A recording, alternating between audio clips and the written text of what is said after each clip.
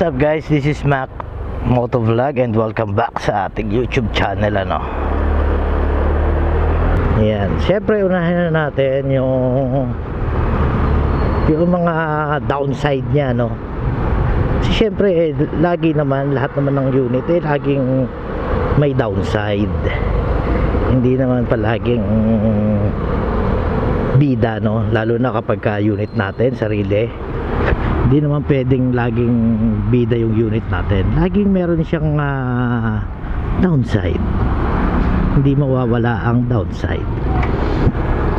So first, ang downside niya is yun nga, yung kanyang mga pyesa, no. Meron agad akong mga napapansin na pagbabago sa kanya, no, sa mga pyesa niya, no. Pero hindi naman internal, no, pero yun, meron pa rin meron pa rin akong mga hindi nagustuhan, like yung sa brake lever dito sa kanan, yung switch niya, no, yan, yung switch niya dito ay sira na agad, no.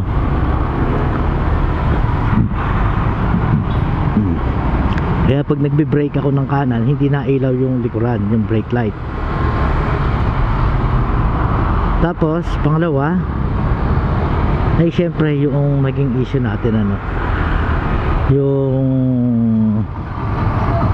namamatay-matay siya dahil doon sa kanyang tension wire, excuse me, dahil doon sa kanyang tension wire. Yun, isa pa yun yung pangalawa. Yung tension wire niya, nung napansin ko, masyado siyang mahaba. Yun, masyado siyang mahaba. Kaya nagkakaroon siya ng mga bitak-bitak. At pagkatapos ng bitak-bitak na yun, na yung wire, kumbaga para siyang nagka-grounded. Kaya namamatay-matay yung unit natin nung mga nakaraang vlog, no. Yun. Uy. And syempre yung pangatlo is yung kanyang mud flap, hindi matibay yung pagkakakabit ng kanyang mud flap. Kaya ang bilis na tanggal ng mud flap natin, ang bilis ding nawala. Nahanap ko nga kung saan nalaglag, pero wala na talaga and for sure wala na talaga yung mud flap na yon. Kaya napalitan ko na rin naman yung mud flap. Okay na rin yon. And sumunod is yung kanyang speedometer cable, no. Since siya sensor, yan, pagka nag-grounded yung sensor, pagka nag-grounded na yan, ganyan na nangyayari, up and down, nagtataas baba na yung ating speedometer, hindi na minsan gumagana, no? Yun yung mga hindi ko nagustuhan sa kanya. Yung iba nga ay meron pa silang naging issue dito na about dun sa hose. Ganda naman ito. Ay, hatak, sayang, ganda, pang trail. Yan yung mga hose nung sa gasolina niya, no. Yan, yun din, may mga issue akong napapanood na yun yung nagiging issue niya, no. Pero thank God naman, kasi hindi naman nangyari sa akin yung ganong issue. Masyado ng pricey yung issue na yun. Buti ito lang yung mga issue na pumasok sa akin, yun. And syempre isa pa ay yung kanyang bulb, no. Isa rin yung bulb na yan. Isa yan, yung mga bulb na yun, dapat ginawa ng 4 bulb, no, para mas maganda yung takbo, diba? Pero syempre kahit na ganoon, may mga downside siya. may mga nagustuhan din ako sa kanya at mas higit pa yung nagustuhan ko sa kanya, no. Una, nagustuhan ko sa kanya syempre yung looks, yung forma niya. Yan ang pinaka nagustuhan ko sa kanya. Maganda yung forma niya. And isa pa, pangalawa, dual disc brake siya, no. Harap likod naka disc brake na siya, hindi siya naka drum brake, diba? Pangatlo is yung presyo, diba? Yan, isa yan sa talagang pinagbasehan kong mabuti, yung presyo niya. So yung presyo niya na 88,900, yan, kaya nagustuhan ko siya, no.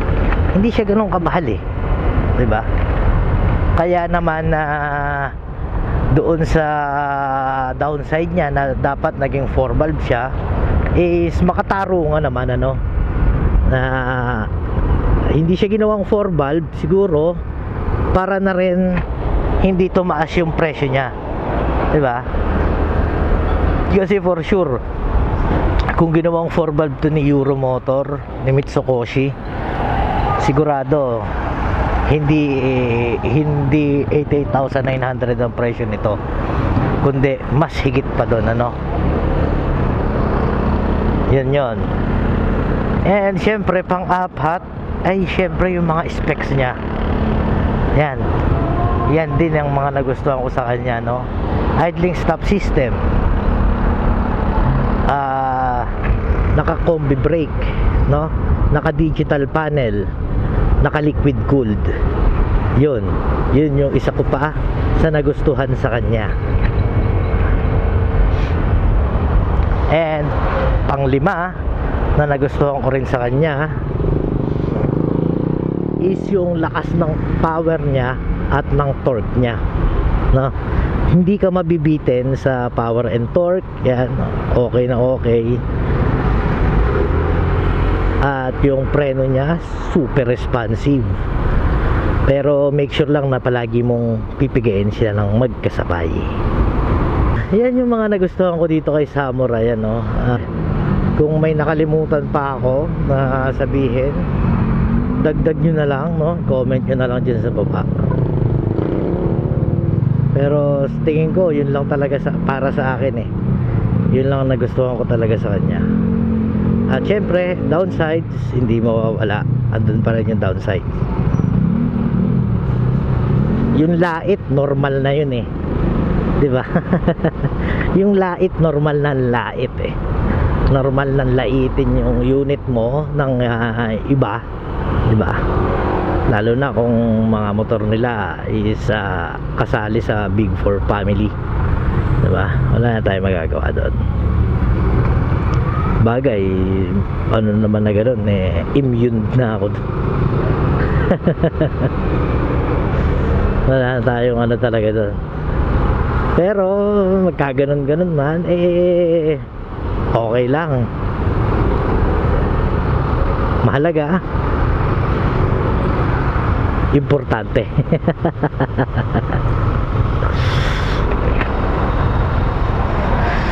Ay. So yan guys, at hanggang dito na lang muna tong video na to, no? So maraming salamat sa inyong lahat, sa mga nanonood dyan. Maraming salamat. At dadalaw muna tayo sa Mitsukoshi para i-follow up yung ating order sa kanila, or yung ating warranty, ano, na sana ay nandoon na nang sa ganun eh maayos na rin, diba? Tingnan natin, nagre-record ka pa ba? Okay, trigging bar na lang. So ayan guys, muli maraming salamat sa inyong lahat. Maraming salamat sa mga nanonood. And hanggang dito na lang itong video na to. So yun, sana kung nagdadalawang isip ka na kumuha nitong Samurai 155, eh pag-isipan mo mabuti, ano, kasi sure akong magugustuhan mo to. At sa mga kumuha na, yan, comment naman kung taga saan kayo para alam natin kung hanggang saan tayo nakakarating, no? So yan, hanggang dito na lang. Muli maraming salamat. This is Mac Moto Vlog and Shala. Ay! Wow!